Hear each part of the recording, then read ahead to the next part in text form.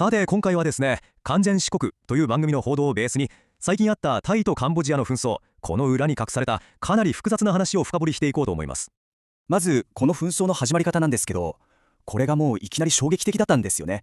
タイ軍がカンボジアの領土、それもかなり奥深くまで一気に全面攻撃を仕掛けたんです。で、中国の国営メディアも伝えてますけど、その光景は本当に悲惨なものだったと。でもこれただの国境争いだと思うとちょっと違うみたいなんですよね。情報源をたどっていくと、いやいやこれはもっといろいろな思惑が何層にも重なった複雑な話なんだよっていうのが見えてくるんです。じゃあまず実際の戦場がどうだったのかっていうところから見ていきましょうか。これがまた驚くほど一方的な展開だったと言われてるんですよ。大軍国境でちょっかい出すとかそんなレベルじゃなかったんです。一気に国境を 70km も超えてカンボジアの奥深くまで攻め込んだ。で、何をやったかというと、軍の基地とか補給路、それから橋なんかももうピンポイントで、しかも壊滅的なレベルで爆撃したと、そういう話なんですね。でこの戦いを通してすごく意外な事実が明らかになったんです。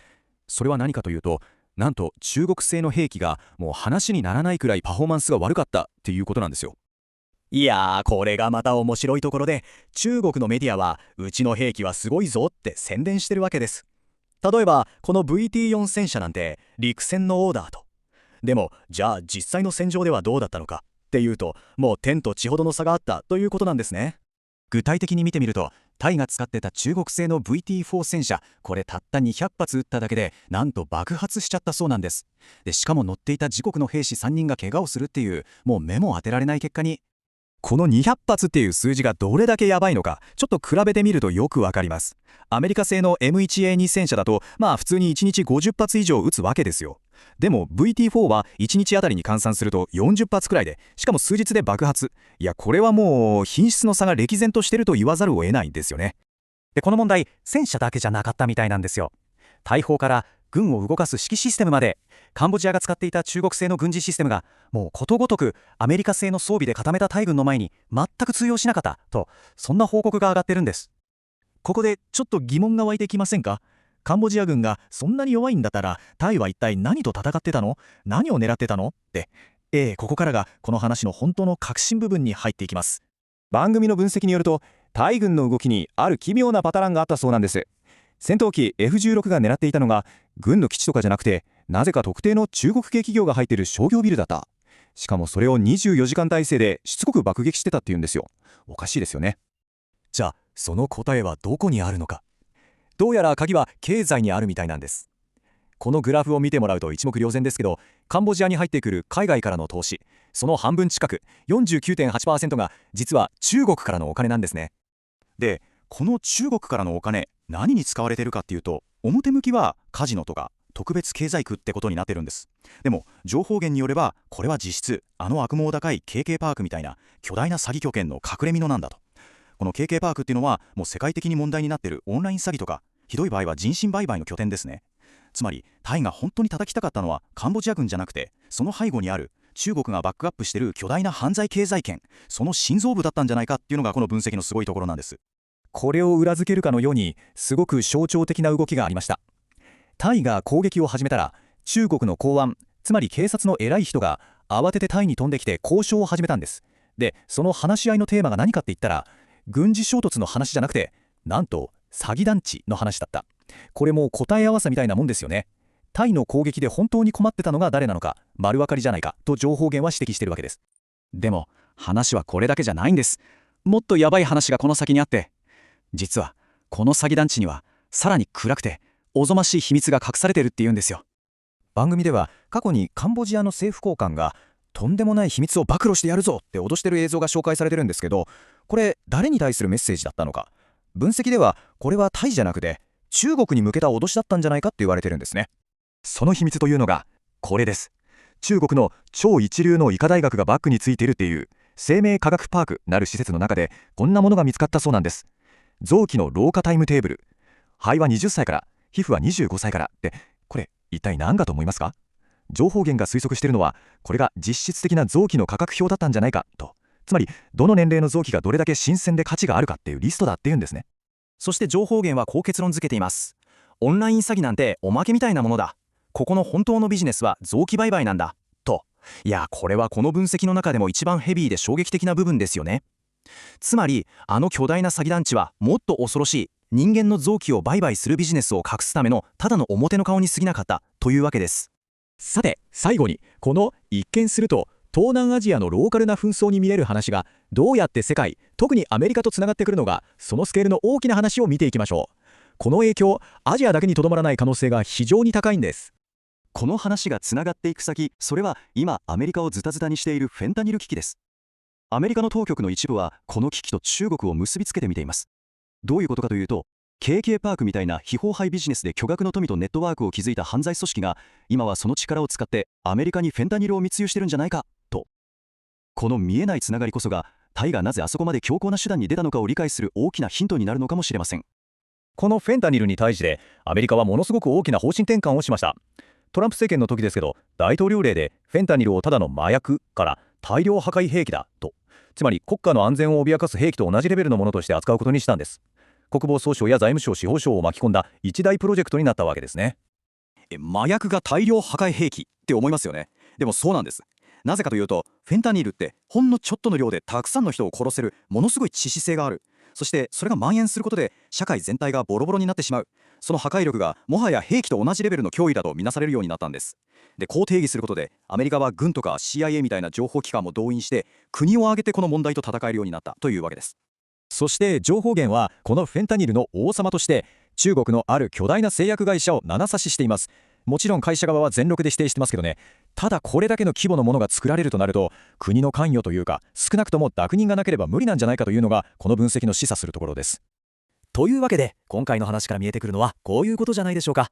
タイとカンボジアの国境で起きた一つの戦争でも、その裏には詐欺団地があり、臓器売買の疑惑があり、そして世界の超大国を揺るがす薬物危機までつながっている。僕たちが見てる一見バラバラに見えるニュースの裏側では、実は全てがつながっていて、もっと大きくて複雑な世界規模の影の戦争が繰り広げられているのかもしれない。あなたはどう思いますか？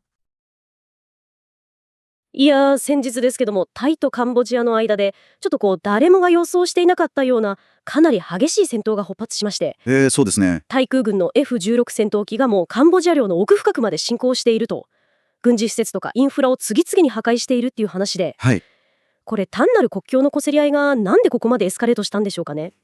そしてですね、お預かりした資料をじっくり読み解いていくと、この戦闘の煙の向こう側で、実は最大の敗者ともいえる大国の姿が浮かび上がってくるんですね。ほそれが何を隠そう、中国なんです。う。まさにそこなんですよ。一見するとこれ東南アジアの二国間の紛争に見えるじゃないですか。でもその裏では中国の軍事技術の無さであるとか、あと水面下で広がる不透明な経済利権といったもっと大きな問題があぶり出されている。おっしゃる通りです。というわけで今回はこの紛争を糸口にですね、中国という国家が抱える構造的な問題、これがいかに世界情勢とつながっているのか、皆さんと一緒にその核心に迫っていきたいと思います。ではまず具体的に戦場で一体何が起きていたのか、そこから見ていきましょうか。はい。資料を読むともうタイ軍が一方的にカンボジア軍を圧倒しているように見えます。これほどの戦力差が生まれるっていうのは何か決定的な理由があったんでしょうか。はい。その原因はですね、両軍の兵器システムの、根本的な違いにあるんです。根本的な違いですか。資料が指摘しているのは、まずカンボジア軍の装備なんですね。彼らは通信システムから偵察用のドローン、攻撃に使うロケット砲まで、ほぼ全てを中国製で揃える、いわゆる一上流システムを導入していました。一上流。つまり武器の前進コーデみたいなものをもう丸ごと中国から買っていたということですよね。その通りです。全部同じメーカーで揃えれば連携もスムーズだろうという、そういう触れ込みだったわけですね。なるほど。中国の巨大経済圏構想、一帯一路の軍事版とも言えるかもしれません。しかしいざ蓋を開けてみれば、このシステムが全く機能しなかった。一方でタイ軍はアメリカ製の F16 戦闘機とか、スウェーデン製の早期警戒管制機とか、西側諸国の兵器を組み合わせて運用してるんです。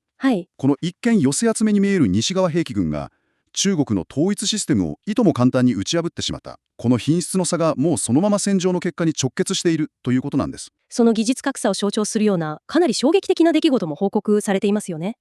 私が資料を読んでいて特に気になったのが、カンボジア軍の陳春中将という副司令官クラスの人物が前線で命を落とした一件です。これ単なる不運な事故だったんでしょうか。いや、いい点に気づかれましたね。実はあれは偶然じゃないんです。と言いますと、資料が描き出しているのはまさにテクノロジーの差が生んだ悲劇なんですよ。状況を説明しますと、この中将が前線を視察に訪れたんですね。その際、部下たちが歓迎の意を込めて祝砲代わりにタイ側へ向けてロケット弾を数発発射したそうなんです。歓迎の祝砲ですか。随分物吸いな歓迎ですね。しかし問題はその直後でした。対軍が運用していたアメリカ製の大砲兵レーダー ANTPQ-36 というものがあるんですが、はい。これが発射されたロケット弾の軌道を瞬時に計算して発射地点を特定したんです。なるほど。カンボジア側は昔ながらの有線電話で撃ちましたなんて報告をしているまさにその間に、対軍のコンピューターはもうお返しの砲弾の照準を合わせていたと。うわー。そして数秒後にはその発射地点にカウンター攻撃の砲弾が雨のように降り注いで、中将を含めた46名が一瞬で肉塊になったと報じられています。自分たちが祝砲として撃った弾が数秒後には自分たちの箱標になって帰ってくるわけですか。恐ろしい話ですね。つまり中国が輸出した偵察、攻撃、管制、防御を一体化した偵打攻防というシステムは実戦では全く役に立たなかったと。そういうことです。カンボジアはいわば中国製兵器の動くショールームになるはずだった。はい。しかし結果としてその性能の低さ、システムの脆弱さを全世界に宣伝してしまうという、なんとも皮肉な結末になったわけです。なるほど。敵を倒すはずの兵器が全く役に立たなかったと。でも資料を読み進めていくと話はそれだけじゃないんですよね。そうなんです。この中国製兵器、なんと使っていた側の対軍にも器用を向いたという驚きの報告があって、それってどういうことですか？勝利しているはずの対軍にも損害が出たんですか？そうなんです。ここがまた根深い問題を示唆していまして、対軍は主力戦車として中国から購入した VT4 という戦車を運用していました。 VT4。はい。この戦車がですね、紛争が始まってから5から6日の間に約200発の砲弾を発射したところで、砲身が加熱に耐えきれなくなって自爆するように爆発したんです。自爆ですか？敵からの攻撃ではなくて？自分の戦車が爆発してしまった、いわゆる投ザという現象です。この事故でタイの兵士3名が負傷しています。なるほど。ちなみにこの200発っていう数字がどれくらいのものなのかちょっとピンとこないんですが。資料には比較対象としてアメリカ製の M1A2 戦車のデータが載っています。はい。あちらは非常に激しい戦闘でも1日78発、中程度の戦闘でも55発の発射に耐えられる設計なんです。一方でこの VT4 は5、6日で200発ですから、1日あたりに換算するとわずか40発程度で限界が来たという計算になります。全然違いますね。品質の差は歴然としています。しかもこの VT4 戦車以前にも問題を起こしていたんですよね。よくご存知で。資料によれば航空ショーのデモンストレーションでほんの少しの坂道を登れずに立ち往生してしまったと。そうなんです。陸の王者と呼ばれる戦車が坂を登れないっていうのはちょっと信じがたい話ですが。まさに。で、なぜこんな質の低い兵器が生まれてしまうのか。資料が示唆しているのが、製造元である中国の国営兵器メーカー北方工業集団の内部に蔓延する深刻な汚職なんです。汚職ですか？はい。最近この集団傘下の企業の幹部たちが次々と規律違反の疑いで調査対象になっているという報道がありまして。なるほど。単に技術力が足りないというだけでなく、手抜き工事であるとか部品の横流しといった組織的な腐敗が兵器の品質を致命的に低下させている可能性が非常に高いんです。なるほど。なんだか清朝末期の北洋軍閥を思い出しますね。軍艦のスペック上日本を上回っていたのに、いざ戦ってみたら砲弾に砂が詰められていたっていう。ありましたね、そんな話が。歴史は繰り返すということなんでしょうかね。そうかもしれません。兵器の品質というのはその国の工業力だけじゃなくて、組織の健全性とか透明性も映し出す鏡なんですよね。はい。この一件は現代中国が抱える根深い病巣を白日の下にさらしたと言えるでしょう。さて、ここまでの話をまとめると、戦場では中国製の兵器が全く役に立たず、それどころか味方にまで損害を与えていると。そうなると一つの疑問が湧いてきます。対軍はそんな弱い相手を叩いて一体何がしたかったのか。はい。軍事施設への攻撃は続いていますが、資料を読むとそれとは別にもっと質素に狙われている場所があるんですよね。それがカンボジア国内に点在する中国系の巨大な詐欺団地、通称電サエンク。団地？はい。ここにこの紛争のもう一つの、そしておそらくはこちらが本丸の経済的な側面が見えてくるんです。詐欺団地が戦争の本当の標的だったと？その可能性が非常に高いです。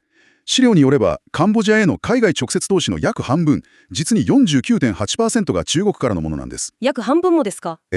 そしてその巨大な資金の多くがこうしたオンライン詐欺や違法なギャンブルといった非合法ビジネスの拠点作りに注ぎ込まれていると見られています。つまりタイ軍の爆撃はカンボジアの軍事力を削ること以上に、この中国の裏経済、いわば闇の資金源を断ち切ることを目的としていると考えられるわけです。実際にKKエンクとか木灰といった有名な詐欺団地が次々と空爆の対象になっていますね。そうです。そして資料にはさらに不気味な疑惑が記されています。これらの団地は単なる詐欺の拠点というだけではないと。ええ、生命科学園区という看板を掲げて、実際には臓器売買の拠点になっているのではないかというんです。そうなんです。その証拠として園区から人体器官水漏耐火時間表なるものが見つかったと。あの表は衝撃的でしたね。ええ、大脳は20歳から老化が始まる。肺も20歳から、肝臓は70歳まで機能するといった具合に、人間の各臓器がいつ頃まで商品価値があるかを示唆するようなリストで、うわぁ、これ通常の医療機関で使われるようなものでは到底ないですよね。ないですね。まるで拉致してきた人々の体を部品として品ざめしているかのような、ゾッとする内容です。この状況に対して中国政府はどう動いたんでしょうか。同盟国であるカンボジアが攻撃されて、自国の兵器の欠陥も露呈してしまった。普通なら軍の高官が飛んできてもおかしくない状況ですが。そこがこの問題の本質を物語ってるんですよ。戦闘が激化する中、中国からタイに急行したのは軍関係者じゃなかったんです。公安部、つまり警察組織の劉中央具副部長でした。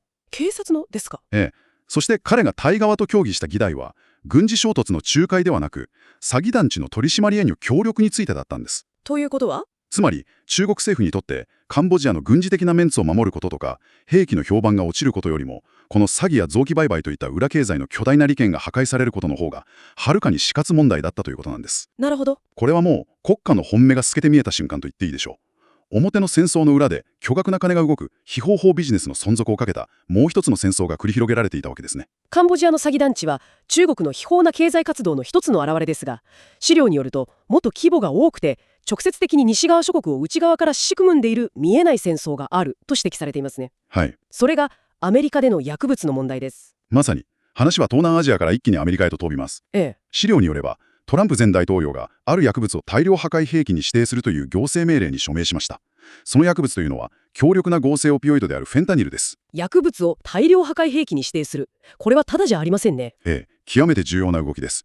単なる麻薬犯罪として警察が対応するんじゃなくて、大量破壊兵器とみなすことで、軍とか CIA といった情報機関による直接的な軍事行動の法的根拠が生まれるんです。なるほど。資料は、かつてイラク戦争の口実となった大量破壊兵器の捜索を彷彿とさせると指摘しています。ありましたね。あの時、結局イラクで大量破壊兵器は見つかりませんでしたが、政権は転覆させられましたからね。